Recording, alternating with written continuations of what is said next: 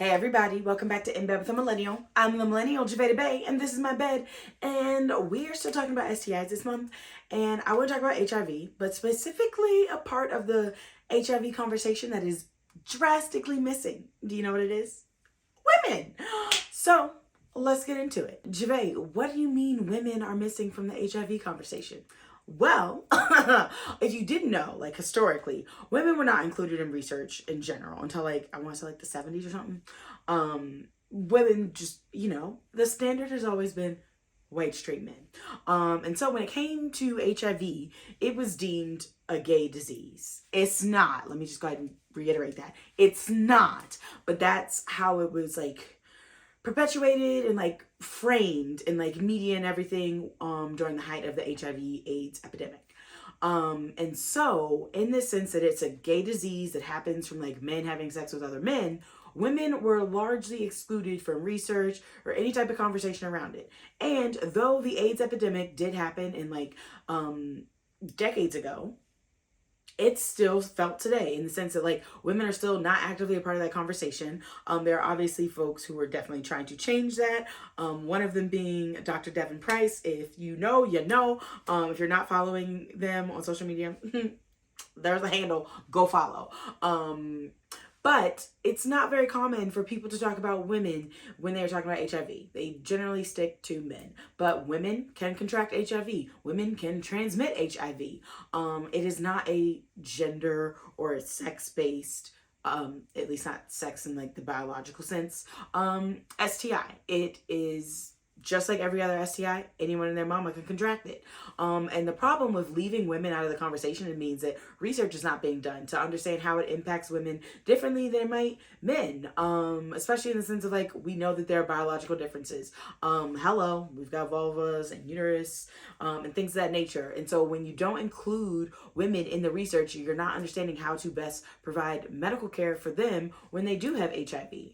And that's a problem. That's a huge problem. It's also a problem because in the conversation around the medicines that are out there, they are mostly designed or targeted towards men. Doctors that serve men, is largely their main patient base, will talk to their patients about PrEP and PEP. But if you talk to gynecologists and ask them oh, do you talk to your patients about PrEP or PEP? No, why would we do that? Because anyone and their mama can contract HIV. So it's important that we have this conversation. So that way, one, we demand that the medical profession do better in doing what it's supposed to do in terms of serving our medical needs and helping us. But also so that way we can urge the people that are doing research to actually include women in this research. So that way we're not just leaving a large chunk of the population to fend for themselves when it comes to HIV and things of that nature. We shouldn't be wondering, I don't know, is this going to work for a woman? I don't know. This medicine was not tested for women. It was tested on men. Who knows what's going to happen? That should not be the case. So we need to have this conversation so that more people are, one, aware of it, but two, actively trying to change it.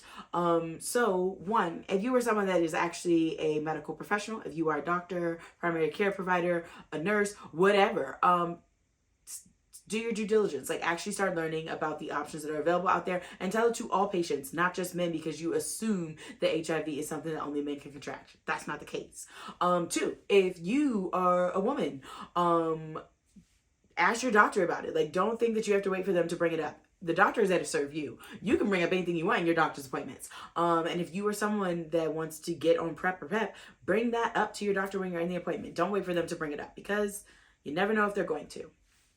3, talk about it. Talk about it. When you see people posting about HIV on social media, engage with those posts and in those conversations and bring women into that conversation. Be hey, I actually know from blah, blah, blah that women weren't included in this study. So how are y'all going to recreate it to actually include women to understand how it impacts them? Talk about it. We all have to play our part in making the world better for everybody. And even if you're Javae, I'm not a scientist, I don't know what to do. All you gotta do is talk. All you gotta do is talk. And I know a lot of people think this doesn't seem that big of a deal. We have HIV under control now. Why do we need to worry about it like that? Well, yes, we do have medications out there for HIV. that are accessible in some sense, but it's important that we have this conversation because not everyone knows all these medications exist.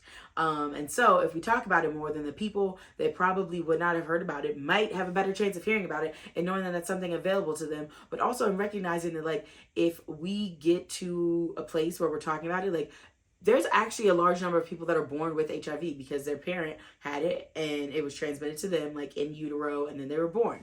If we actually talked about it more, we could actually then get women or individuals who are pregnant on PrEP, or whatever medications beforehand, to help minimize the levels, to make it so that they're untraceable, which means that it's not transmittable, which minimizes people being born with HIV and AIDS. So, like, there's a lot. It's got ripple effects. There's so many ripples to it, and it's never just like, yeah, cool, you know about PrEP now, that's the end of it. Yes, that is a major part of it. And also, there's so much more that needs to be done. There's so many more ways that we can engage with different communities when we talk about this, especially because we all know sex ed in this country is what I call lacking. So if we actually do our part and talk about these things, then people will probably get a lot of information that they normally wouldn't, because we're not talking about it in schools. Hello, have we seen the bills that are trying to be passed about talking about sex ed? So yes, you play a part in this. You can talk about this with everybody in your life, with everybody, just like you could talk about it. Engage with those posts on social media so that way they get pushed out even further. But like, yeah, we gotta talk about it. Women should be a part of the conversation when we're talking about HIV, and the medications and the research and things of that nature, because it's not a gay disease. It does not only impact men. Like, we all need to be aware and understanding and a part of this conversation. So that is that. Make sure you subscribe to this YouTube channel because I got the goods, don't I? I do.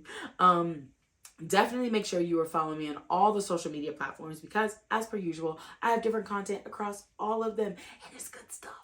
And definitely make sure that you are subscribed to my podcast. New episodes will be coming.